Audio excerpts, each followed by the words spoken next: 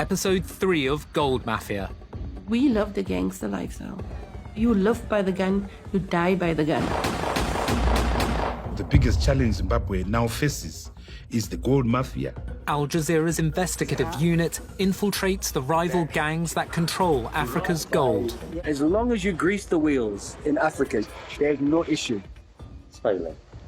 That's what it is, smuggling. All the paper trail is legitimate. It's not like somebody can question or Former members of the gold mafia speak exclusively to the I unit. The gold mafia is bigger than the government, bigger than any of the authorities. What do you think is going to happen? They kill you, don't they? Exactly. Undercover journalists pose as gangsters who want to launder more than $100 million. It is black money. These funds are substantial. The I unit obtains thousands of confidential documents that expose how organized crime groups use gold to launder money. You sold it to a refinery and the money got paid in the bank account. So it's very clean that way. Once it's refined, it's practically brand new gold. A good washing machine, right? In this episode, a gold mafia in Dubai helps the team launder money. we make through a company in Gold Tower. Then we open you an account here. You know, we have influence with the funds. Dubai is the most common denominator across the board where everybody wants funds. They've set themselves up for being the middle of the gold trade, lax laws, and no enforcement. It all comes out of Dubai. All Dubai, Dubai, Dubai, Dubai.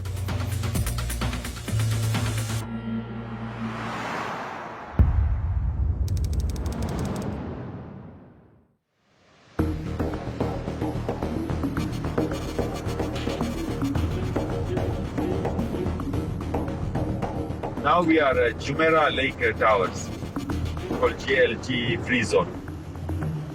The undercover team is in Dubai to visit a gold mafia boss. He wants to show them the corporate structure of his money laundering operation. This is gold silver product house. So now we are going to gold. You need a representative office in the gold tower. The towers are for companies that trade in precious metals. Everything to do with silver is this. Platinum is this.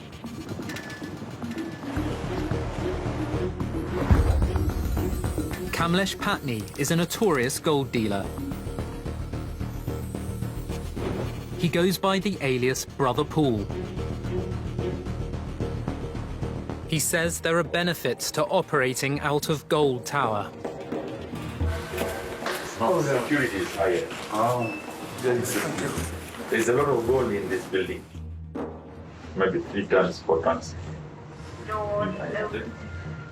This is precious bullion. This is yours? Yes. Yeah. Precious. Patni offers to store gold bought using dirty money at one of his trading companies. So this is where our stuff will be? Yes. Your storage can be here. You can keep the... Yeah. This is all the gold. Johnny is an undercover reporter posing as a black market money trader. The Hawala man, who sends money around the world without legal checks. You can keep a lot of gold in it. So you can put like I think 400 kilos on the door on it. We can have somebody employed and to be working here. Mr. Stanley leads the I Unit's undercover team. He plays a gangster who needs to wash over $100 million in dirty cash from Hong Kong. The keys are with you. Yeah. Mr. Stanley's money will be safe in Dubai. More than insurance is the police security. Yeah. Each and every office, each and every corridor, each and every room, each and every street is fully equipped with the camera.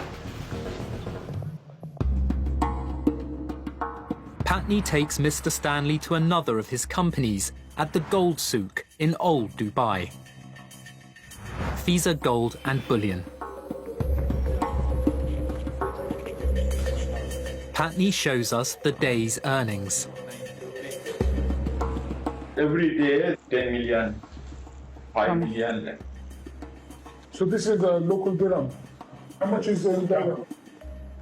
This is around 150,000.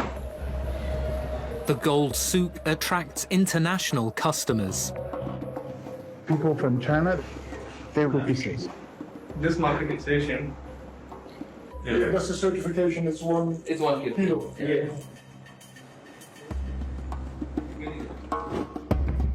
Patney exports gold from Zimbabwe through his company Susan General Trading. The Zimbabwean government pays him an incentive to sell the gold overseas. Patney's companies in Dubai, like Golden Luxury and Fiza, buy the gold from his companies in Zimbabwe. This is Zimbabwe, Yeah. and you refine it here. Zimbabwe is not yet purified. He owns both the exporter and the importer. It's designed this way to enable him to launder money. The scheme to wash Mr. Stanley's cash would involve Patney receiving the dirty money plus a 10% commission. Patney will sell the gold he imports from Zimbabwe and pay the proceeds into a Dubai bank account set up for Mr. Stanley. You collect the money, Yes. the cash from Hong Kong, Yes. bring it to Dubai. Yes. From Dubai, you take it to Harare. Yes. Mr. Stanley's dirty money, in the form of US dollars cash, will be sent to Zimbabwe. Arriving in Harare, it will be declared as the proceeds of gold exported by Patney's company, Susan General Trading. With the form and declaration to Zimbabwe, because Zimbabwe is all cash fine. It will be declared clean in Zimbabwe, and Mr. Stanley will have clean money in a Dubai bank account. Everything will appear legal. All the paper trails legitimate. Yeah. It's not like somebody can question or anything like that. The gold from Zimbabwe will be sent to a Dubai refinery to be melted down again. The bars will be stamped with the refiner's hallmark, and the gold becomes a product of Dubai. This makes the gold easier to sell because it will no longer be associated with Zimbabwe and its sanctioned leaders. In Zimbabwe, a small elite controls basically all natural resources, including gold. So the gold needs to be washed. Dubai has a long-standing role, receiving gold of a dubious background, DRC, Sudan, and now they're turning towards Zimbabwe. We send 50 kilo, 100 kilo now to this refinery. Then they give us this. These are now called investment. Gold that comes to refiners, once it's refined, it's practically brand new gold. This one is in Switzerland and London also. The Dubai gold would, for instance, be exported either to London or to Switzerland because you want the stamp Swiss gold on it. Then, of course, every bank in the world will buy it. Not only is Stanley's dirty money cleaned, so is the gold sourced in Zimbabwe. That is what I call gold laundering. One launders the gold by adding a stamp of approval of a country that makes it marketable.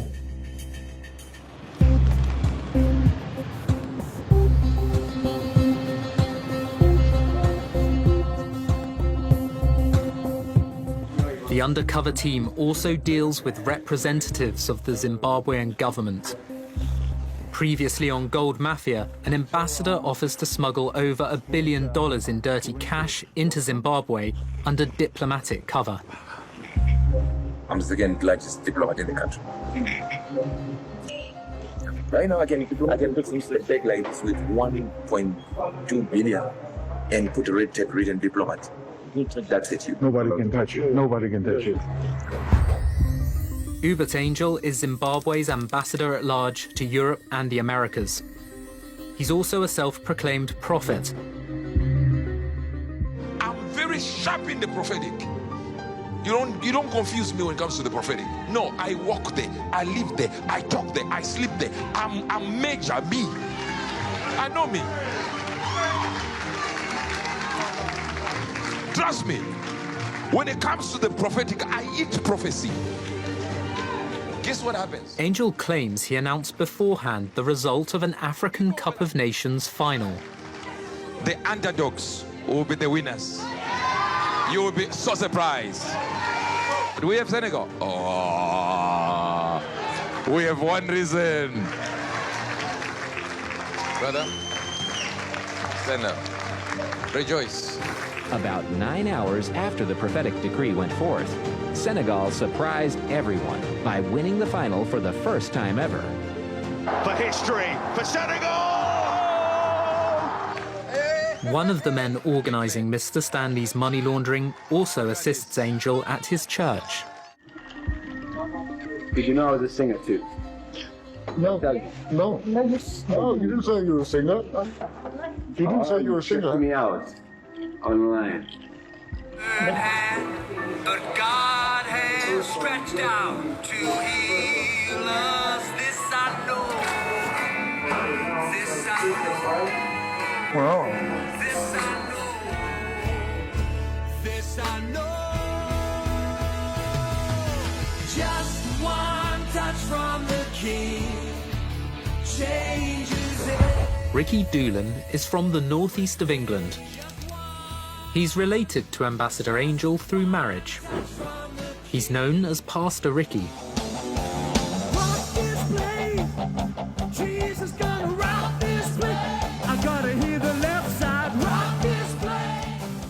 I love to minister.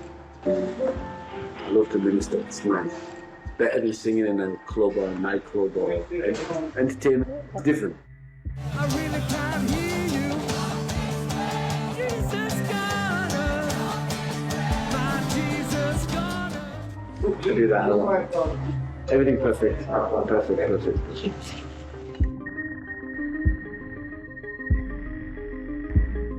We're going to show you something. Wow, good. Johnny presents Doolan with a fake proposal for a $1.2 billion casino resort. It would be constructed overlooking Victoria Falls, one of the 7 wonders of the natural world. Wow, this is nice. Great Zimbabwe Integrated Casino. You want to call it Great Zimbabwe? The actual place. You want to build this? Yeah. Yes. Yeah. You think we can? Of course. Do we have space? There's a lot of space. So these things are hotels. This is the casino. Doolan believes the casino would please Zimbabwe's president, Emmerson Mnangagwa. A meeting with the president is being arranged for the undercover team. This goes perfectly in line with the vision of the number one. We want it to be a tourist destination. Yeah. It's a tourist attraction. Big one. This one you are engaging with high-end people. Doolan has a vision for the future guests of this fictitious casino. Go on the safari, enjoy the wildlife. We've also got land for hunting. A lot of high-end people like hunting. He thinks he could sell them gold as well. We'll facilitate the person investing in gold while they're there. So it's a leisure trip, it's a business trip, it's everything they want.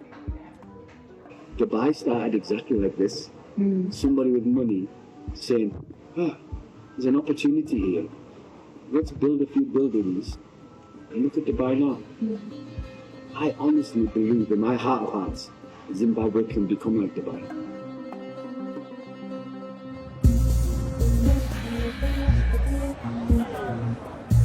Dubai is one of the biggest gold hubs in the world. 20 to 25% of the world's gold goes through Dubai. It's over a $70 billion industry. Amjad Rihan worked in Dubai for the global accounting firm Ernst & Young. In 2013, he audited the UAE's largest gold refineries. Rihan's audit of Kaluti and another large Dubai refinery, Al Ittihad Gold, is scathing. It's the biggest two refiners who handle about 80% of the refining market share. They are rated non-compliant, high risk, dealing with sanctioned countries or conflict gold.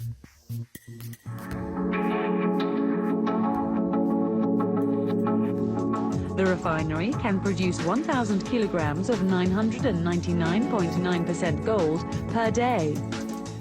Kaluti is the biggest, with around 50% of the refining market share, and in fact, one of the biggest globally. So the team started doing their audit, interviewing people, and doing site visits, and they started discovering some shocking, disturbing violations. We found that Kaluti was doing over 5.2 billion US dollars in cash in 1 year. That represents about 40% of Kaluti's business done in cash. When you think about 5.2 billion, you're talking about 100 million a week. That's a huge number. And to be done in cash, that raises a lot of suspicions. We concluded that Kaluti's due diligence management system is a huge failure. I mean, it's not functioning effectively. Ernst & Young accepted Rihan's findings, but ordered him to work with the Dubai authorities. To my shock, instead of supporting me and backing me up, they instructed me to help the Dubai regulator and the Dubai refiners. Rihan refused to go along with the plan and resigned.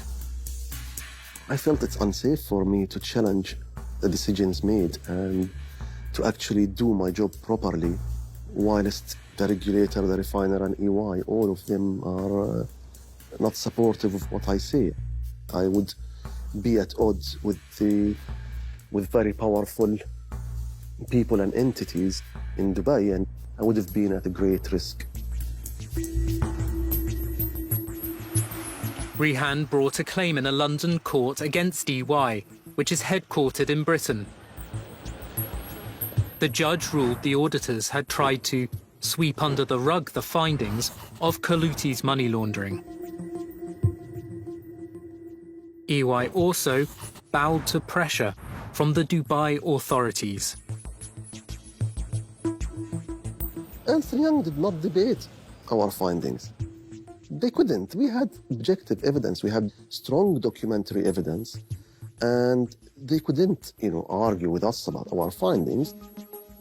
EY paid Rihan $11 million in damages. Dubai authorities removed Kaluti from their list of approved refineries. The company rebranded and is now named MTM&O. Having access to refineries is central to the mafia's ability to launder money through gold. Then it has a certificate, and then the money is washed and cleaned and is turned into a legitimate asset. Patney uses 4 refineries in Dubai. I'll give you the list. The list includes 2 that failed Rihan's audit: MTM&O, formerly Kaluti, and Al Ittihad. The gold refiners are the most important point in the gold supply chain. Without the refiner doing a good job ensuring that they scrutinized the supply chain and they covered the risks in the supply chain, it's so difficult for those after the refiner to do that job. The refiner's job is critical in ensuring that the gold before refining is clean. decade after Rehan's audit, the I unit discovers a continued lack of concern in Dubai about the origin of gold. I just fly there and return next morning because I just drop it and then there's no problem. Custom is waiting for me. Alec Yassini is part of a network of private couriers who smuggle cash and gold in and out of Dubai. He thinks he's being interviewed for a job working for Mr. Stanley. Dubai. He describes his skills. What do you mean? So you bring... Moving things in and out from Dubai, metal, gold, diamonds, and stuff like that. You pay a certain amount of $120 for whatever package you have, even if any amount, or even 10 kg, 2 kg, whatever, just pay 120 custom and you're in. He also moves large amounts of cash. $1 million is no problem. But if it's more than 2, 3, then I have to make a letter from that side. So they don't give me a hassle. I know how to deal with that. That's not a big issue. Yassini forges paperwork himself. I do the papers. If you don't have the license, I know how to do it. When I get into Dubai, straight to the customs, I've got the papers, I fill in the forms.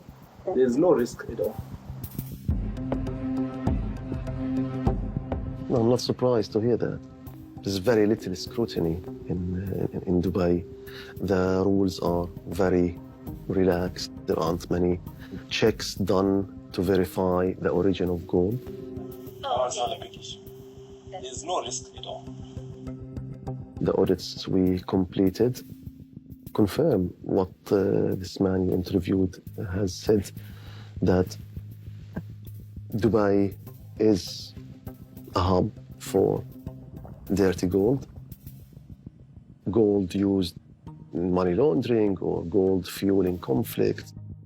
Dirty gold, in my opinion, has very easy access to Dubai.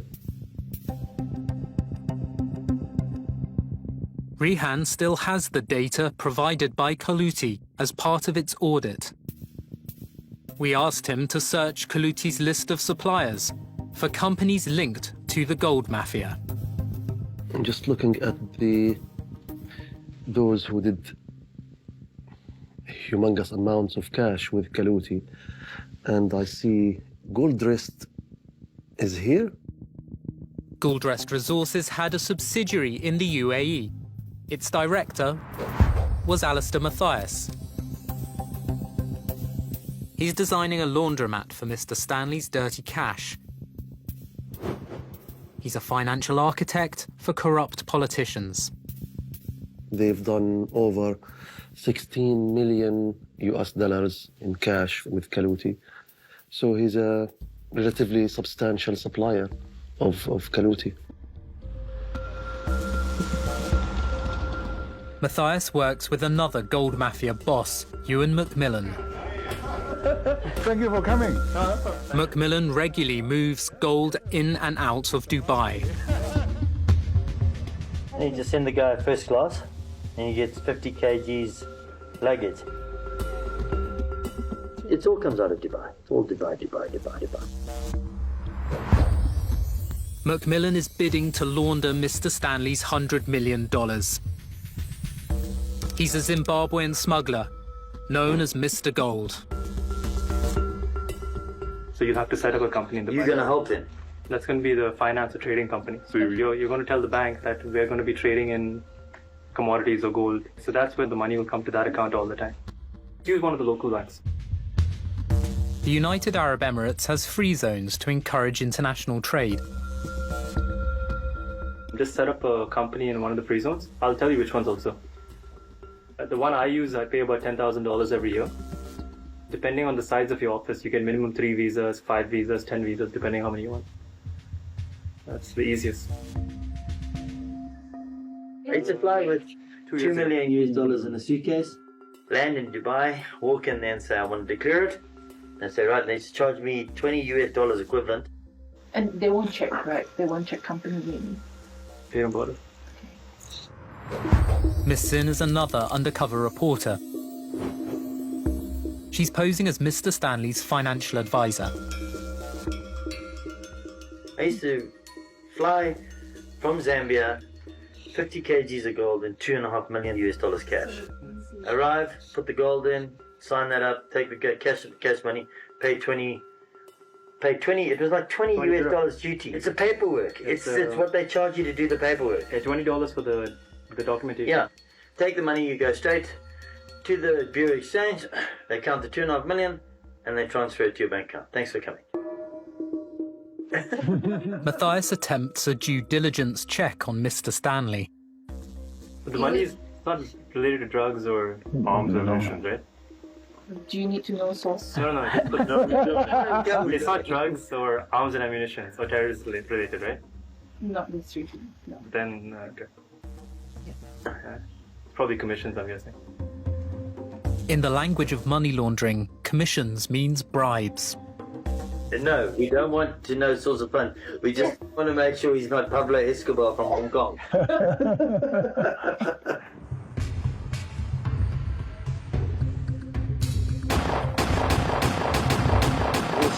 You got shot.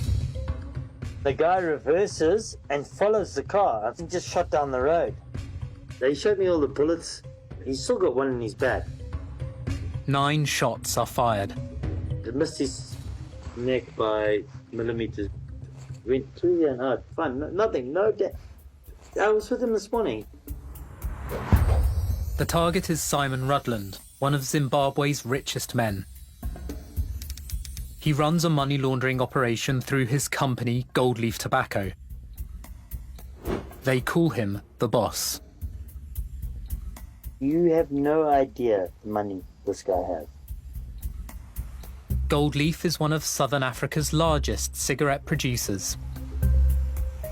Since I didn't realize that I'd made so many people angry. Crazy. So what's happening? He posted 10 million for information. Rand. That's $1 million. Just throw it out there. You don't have $1 billion in your bank account and can't fight back. Previously on Gold Mafia, Rutland makes a fortune from illicit cigarettes. He sells them on the black market in South Africa without paying taxes. It's money he needs to launder. He has a very big problem. He's an illicit cigarette trader. He's the biggest in South Africa. The illicit cigarette trade earns Rand cash, so he gets a ginormous amount of Rand cash. How does he legitimize it?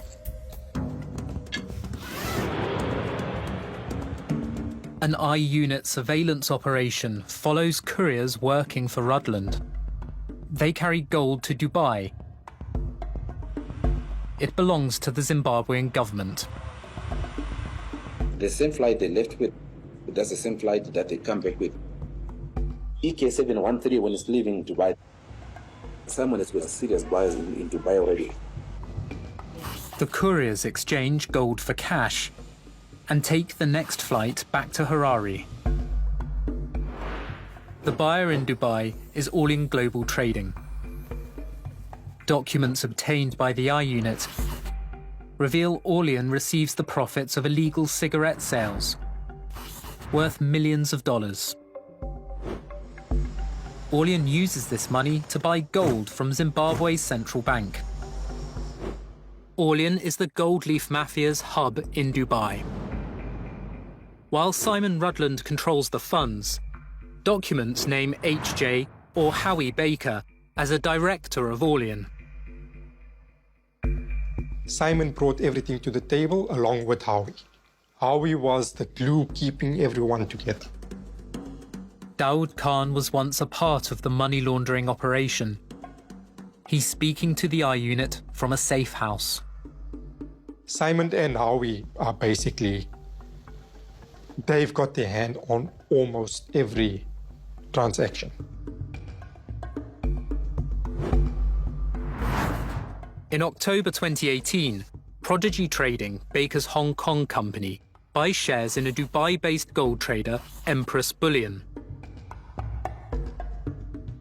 The following month, Rutland's couriers deliver Zimbabwean gold to Empress. Gold export certificates from the Reserve Bank of Zimbabwe legitimize the money laundering operation. You've got Howie Simon that is conducting certain conversations in Zimbabwe with government officials, looking at it, ensuring the support of government structures, Reserve Bank structures, and custom structures within Zimbabwe.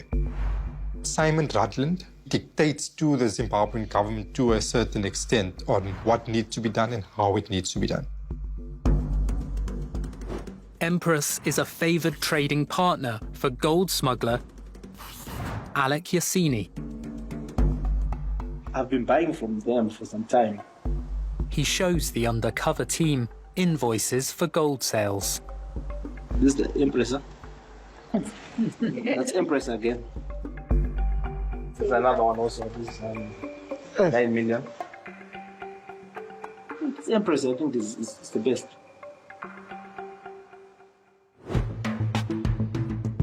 Howie Baker is a director of both Empress and Orlean.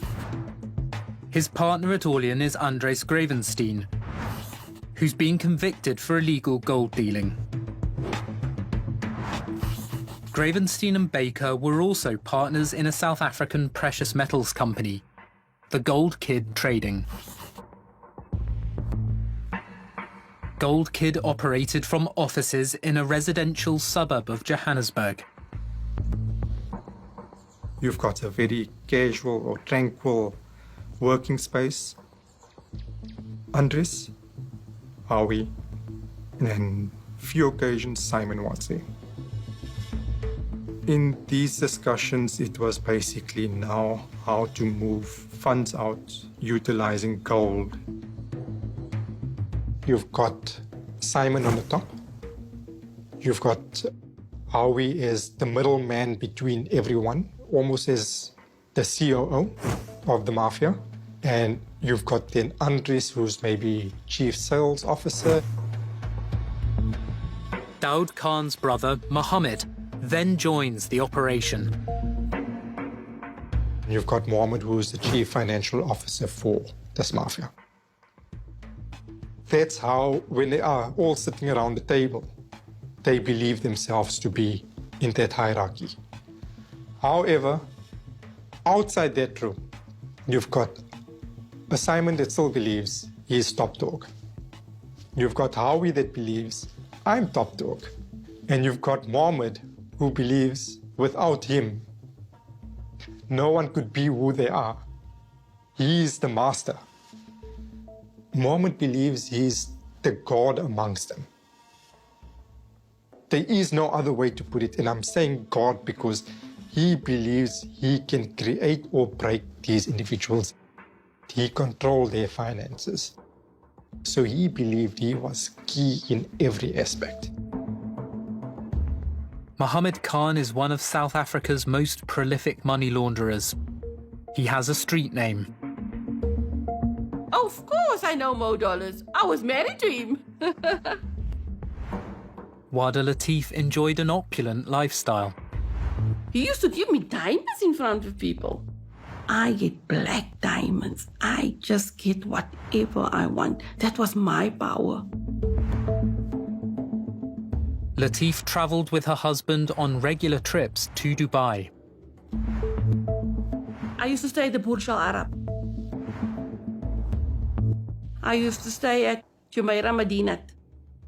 So I had personal chefs running around me the whole day, every day. Mo Dollars launders money here. Money gets dropped off, and then he requests the new dollars. Brand new crispy dollars. I only use new dollars. Cash. So gold we buy cash. Bags. Everything, shoes, we buy cash. So there's no trail. When I go to Dubai Mall, I have gold trolleys behind me. The people in Louis Vuitton in Dubai, they know me by name. Whatever I see, whatever I like, I buy. Only bags and shoes and gold and... I just buy and buy and buy. It was just mad. Mad. A short drive from the mall where Latif shops is Jumeirah Lake Towers, Dubai's commodities trading hub. Gold Tower is the address for Orlean Global Trading, the company at the centre of Rudland's money laundering scheme. It's in the same tower as Precious Bullion, where Mr. Stanley visited Kamlesh Patni and was told to set up a company to launder money. The I-Unit obtains documents that show the Gold Leaf Mafia uses Orlean in another money laundering scheme. The Gold Kid Trading enters an agreement to buy gold from Orlean. It's an order from a client from outside South Africa. Gold Kid employs Mo Dollar's asset management company, PKSA, to loan it money to finance the gold buying. This allows PKSA to send payments abroad. It appears to be a normal business relationship between two gold trading companies. That looks like a legitimate contract and a process, banking transactions, but ultimately they're washing the money. Through a legally binding contract that's put on a piece of paper, they're legitimizing the money on paper. They're moving the money amongst themselves. You've got gold kids who's Mohammed, Howie, Simon, Andres, creating a paper trail through a contract with a company in Dubai, which is Orlean. Orlean is Howie, Mohammed, Simon, and even Andres, all benefiting from the incomes generated. Well, that's very suspicious. If you have the same person on both sides of a transaction, it is highly likely that it is a fake transaction, that it doesn't make economic sense. What you're talking about is trade-based money laundering, and that is the hot topic of today. Trade-based money laundering costs countries millions of dollars every year in tax revenues, but the most concerning part of it is, of course, the fact that it's used to move dirty money and to legitimize illegal proceeds from criminal activity. Spirit Embassy, attention! Yes, we shall win souls everywhere!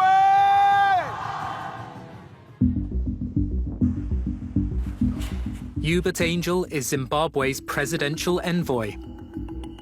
He addresses international audiences on bringing foreign investment to Zimbabwe, free from corruption.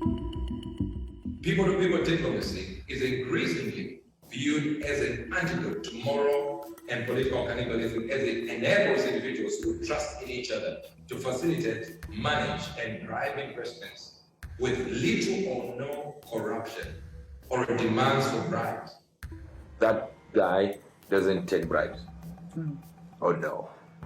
No, the one. There's a big difference in appreciating somebody and bribing. You know, at this level, people don't bribe nobody. You get my point?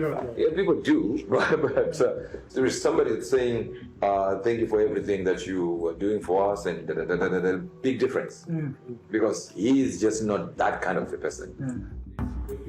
Angel and his sidekick, Ricky Doolan, have asked undercover reporters to pay $200,000 in exchange for a meeting with President Mnangagwa. His election, I think they're spending $240 million US dollars. Yeah.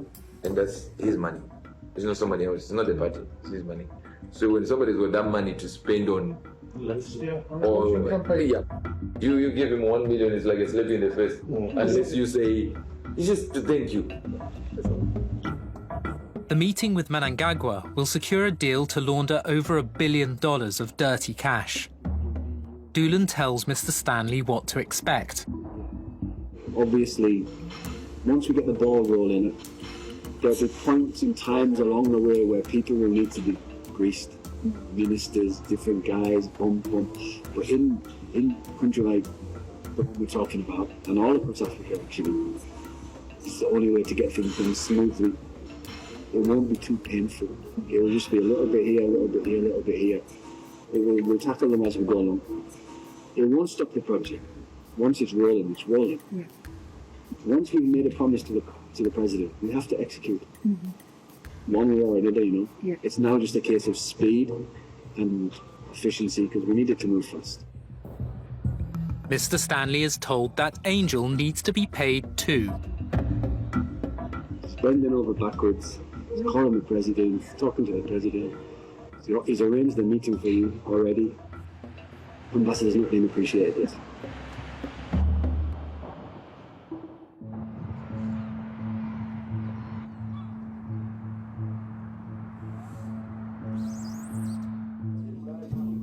Alistair Matthias controls companies in Switzerland, as well as Dubai and across Africa.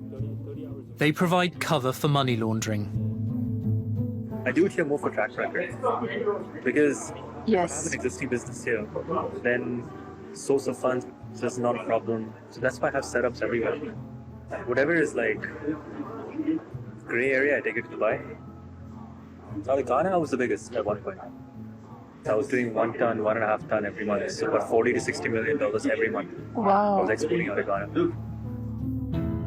Matthias is preparing a financial structure to launder Mr. Stanley's money. He tells undercover reporter Miss Sin to be careful with her language. We have all the money that we need to clean and You shouldn't say that word. You should just say it's money you need to move. sorry, You should never say I need to clean all the time. you don't say this here, no. Say you need to move it from here to there. It's better that way. To avoid detection, Matthias controls gold supply chains by owning companies that he places in other people's names.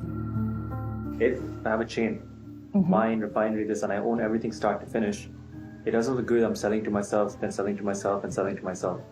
You follow? It causes issues with tax authorities sometimes. They'll say, oh, you're just transferring profits to one country. So I have to keep different entities. I own all the companies in different entities. These include several gold refineries. The refinery in Dubai is held by a friend of mine in trust for me. But all my refineries are private. I don't open it to the public. I just do my own refining, my own production, my own this thing and stuff like that. I can do about 150 kilos a day. He suggests using his refineries to launder Mr. Stanley's money directly. You can pay through the refinery, you know. Can we bring cash to your refinery? Yeah. But I'll play with the paperwork. I'll make it look like you gave me gold or something like that. Keeping it on deposit. Then you tell me, sell the gold. And I sell the gold, so you have cash in your account. You do everything on the computer. Owning a refinery makes the money laundering process less detectable. Yeah, it moves as much as I want wherever I want. For the most part. See, the best thing with gold is cash. Gold is cash. It's better than any currency. As long as you're in gold trading, you can move money anyway.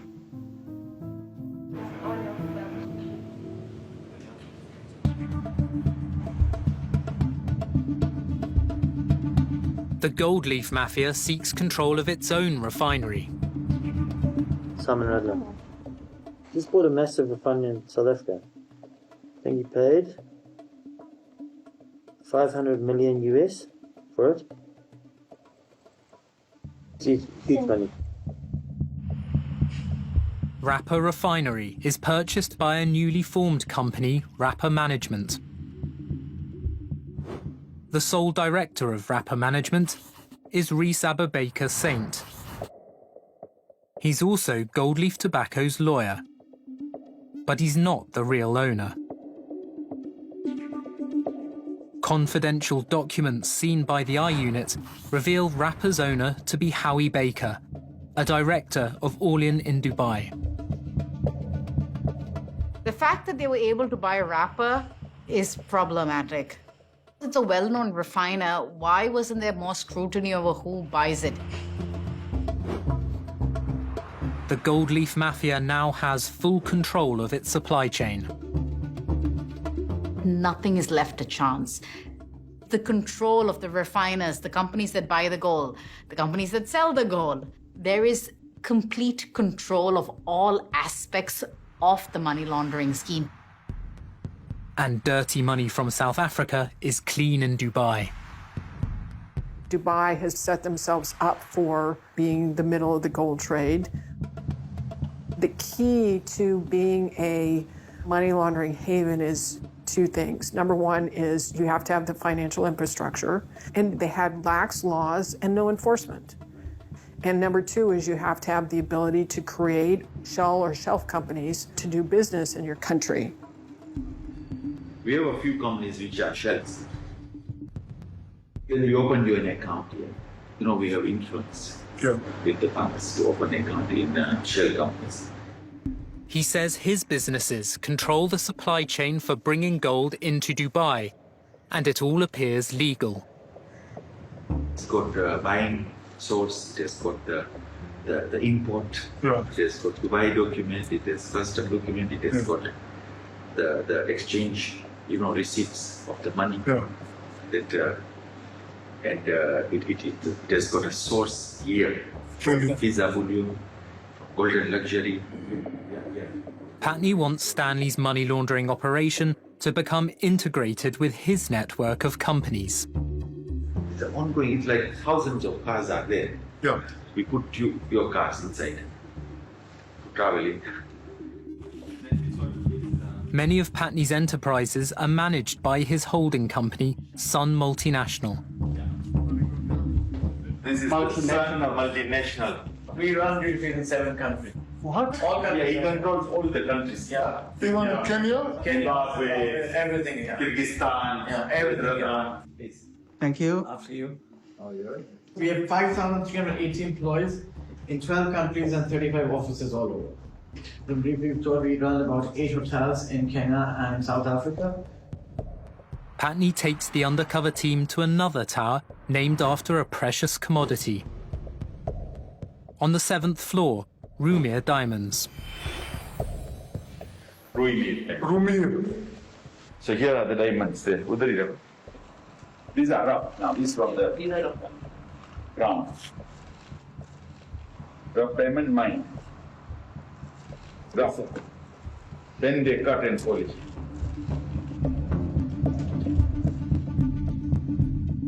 "22 floors up, another of his companies. It's called Brilliant. So these are the cut and polish. So look, these are the best with certificate. Undercover reporters are taken downtown to Sunstar Travel. The laundered money can make good returns from tourism in Dubai. We visa for Dubai for some star. You have a credit line, everything here. They have the list of all the activities in Dubai and the UAE. You know, zip lining, desert safari, this. Patney has many ways to invest Mr. Stanley's money. We have so many proposal options. Even a bank is our investment portfolios. Next, on the 15th floor, another Patney company. The securities trading firm is registered in a Caribbean tax haven. Here we have an online trading platform. We will onboard clients who want to trade using our platform technology. We also advise clients on investments and they have their funds.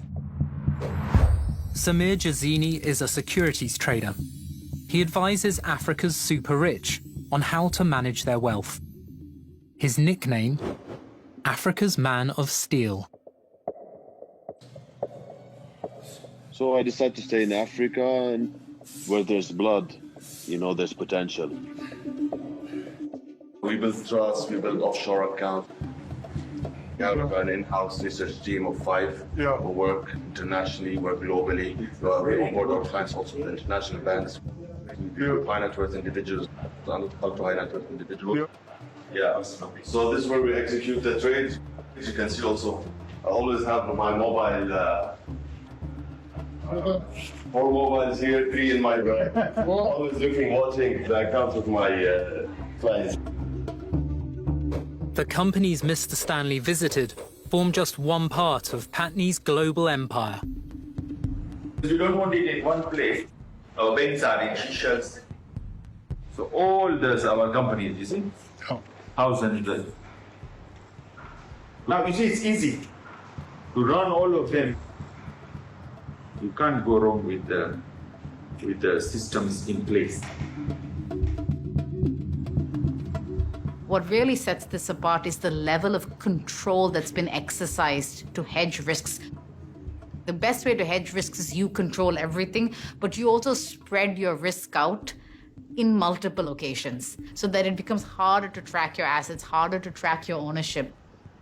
And they've really developed a sophisticated scheme. I've given you a very broad picture. You are not stuck in one place. You can make your structure like a precious bullion. Whoever you want to put your shareholders there, you operate, then it becomes a legitimate operation. That is the laundromat. It's finished washing. Like now, then you can invest in what you want.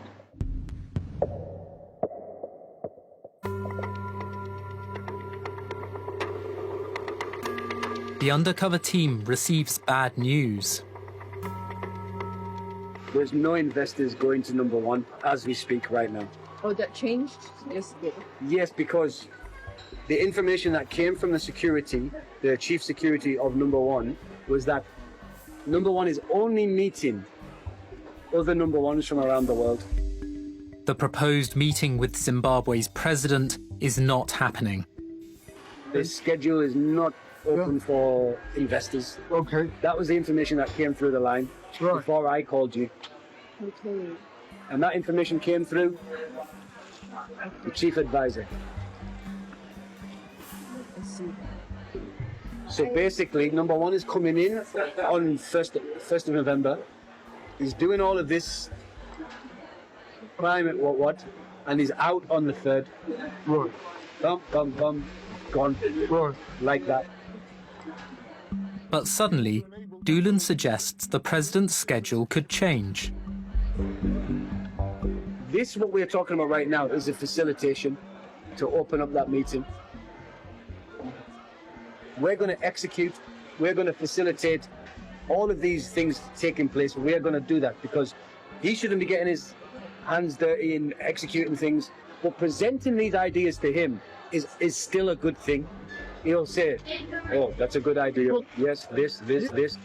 Now, back to the main thing that we've not yet addressed. Yes. This thing of appreciation, this thing of facilitation, whatever you want to call it. What are we doing? Yeah.